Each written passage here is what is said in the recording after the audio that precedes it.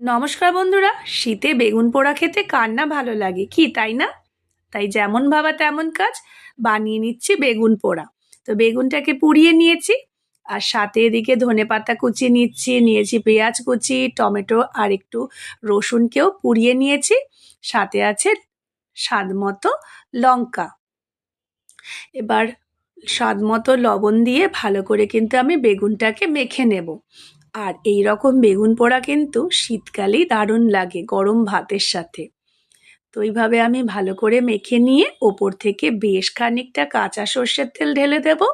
কাঁচা সর্ষের তেল ঢাললে কিন্তু বেগুন পোড়ার স্বাদটা আরও কয়েক গুণ বেড়ে যায়।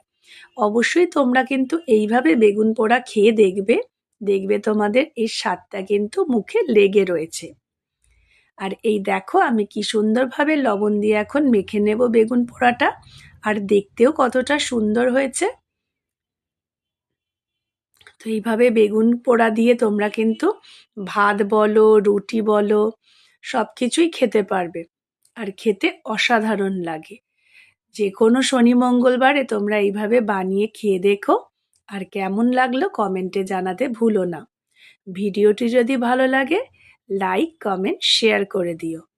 দেখা হবে আবার একদিন আর একটা ভিডিওতে। আর আজকের মতো এখানেই আসছি। সকলে ভালো থেকো, সুস্থ থেকো, আর নতুন নতুন রেসিপি নিয়ে আবারও অন্যদিন চলে আসবো তোমাদের কাছে। টাটা।